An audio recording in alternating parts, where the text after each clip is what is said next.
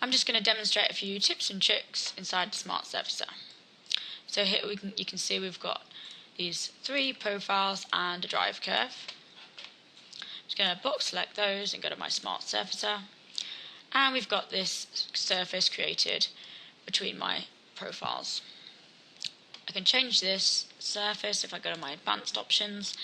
I can check parallel to drive curve and apply.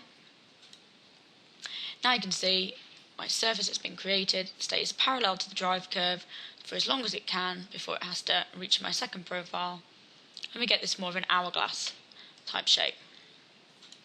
So I'll OK that and just delete it and turn on my next layer.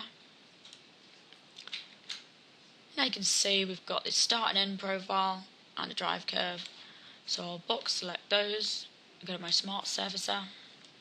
Now if I Control 5 and view from the top, you can see that my profile travels parallel to start and end profiles along my drive curve. And this means we've got a wider surface at the start and end and thinner in the middle, and this may not be what we want.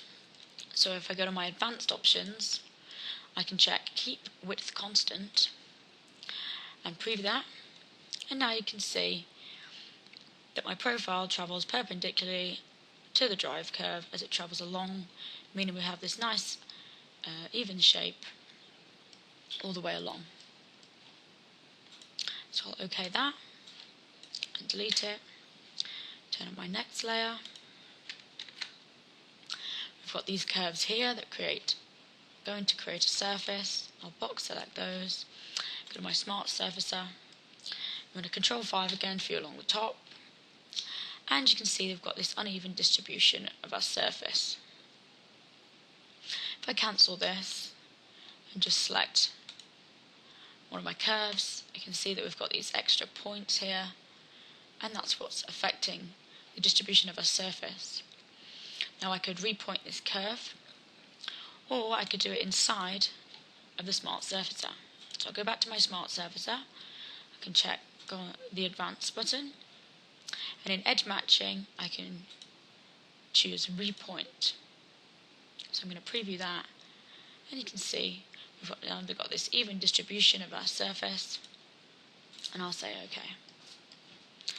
Just going to delete this, turn on my next layer. You see we've got these curves that create a shape. I'm going to box select these, go to my Smart Surfacer. I'm just going to change my shading mode and view along the top. And you can see that the way that the surface is created is unevenly spread from one profile to the next. I can change this by going to my Advanced, and I can choose width of curve and preview that. Now you can see my curves travel along from one to the other evenly, and we get this nice smooth fillet here from one to the other. So I'm going to say OK to that. I'll delete that layer, turn my next one. Here you can see we've got a 3D drive curve and then a start profile. I'll box select these and go to my Smart Surfacer. We have this twisted kind of shape created. If we wanted to limit the amount of twisting that occurs in this surface, go to my Advanced options and choose in drive curve interpolation. I'm going to choose minimal lateral variation and preview that. And you can see that my surface kind of straightens up, and now we have as little variation laterally as possible. So I'll say OK to that. I'm going to box select and delete that. Turn my final layer. You can see we've got this helical curve and a start and end profile. So I'm going to box select these, go to my Smart Surfacer. First of all, I'm just going to say OK, and I'm going to zoom in.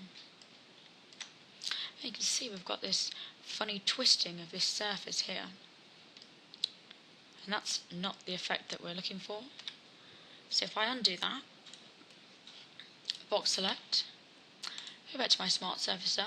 Now if I go into my advanced options, I can, in drive curve interpolation, I can select helical from the drop down menu. I'll preview that. That straightens out that top surface. I'm going to say OK. OK again. And now if I zoom in, we don't have that horrible twisting of that top surface as it travels along my drive curve.